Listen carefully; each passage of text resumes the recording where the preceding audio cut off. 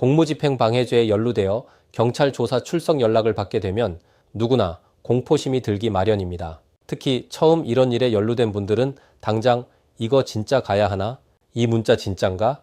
내가 경찰을 때린 게 맞나? 하는 원초적인 질문부터 떠오를 것입니다. 궁금증 해결을 위해 막상 인터넷에 검색해보면 대부분 조문 설명이나 처벌 수위 정도에 그치는 경우가 많습니다. 그래서 오늘은 공무집행방해죄에 연루된 의뢰인들이 실제 상담에서 가장 많이 물어보는 질문과 그에 대한 실무적인 답변을 하는 시간을 가져보겠습니다. 첫 번째 질문, 저 처벌 얼마나 받나요? 입니다.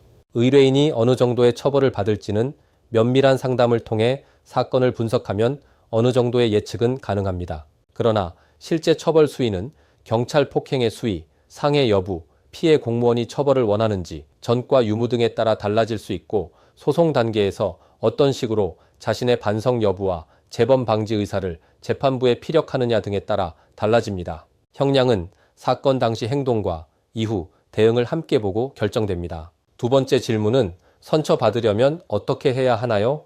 입니다.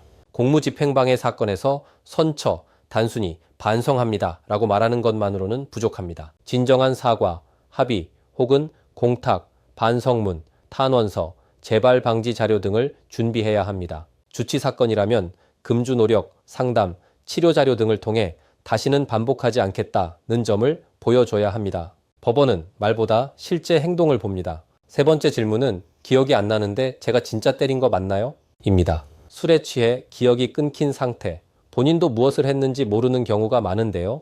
이럴 때는 경찰 조사에서 CCTV, 바디캠, 순찰차 블랙박스, 112 신고 내용, 상대의 진술 등을 정확히 확인해야 합니다. 당시 기억이 명확하지 않으므로 객관적인 자료를 확인한 뒤 사실관계를 말씀드리겠다는 태도를 가지면 좋습니다. 모르는 것을 안다고 말하면 안 되고 기억나지 않는 것을 인정처럼 말해도 안 됩니다.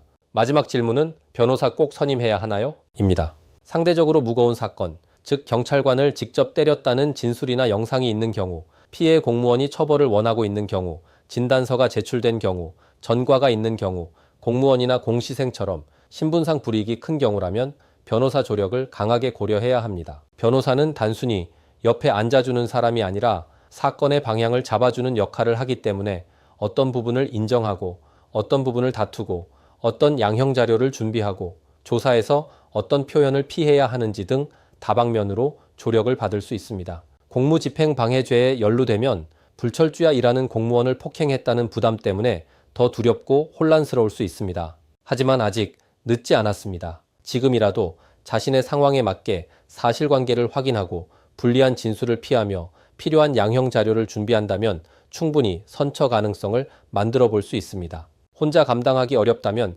공무집행방해 사건 처리 경험이 많은 변호사의 조력을 받는 것도 좋은 방법입니다. 감사합니다.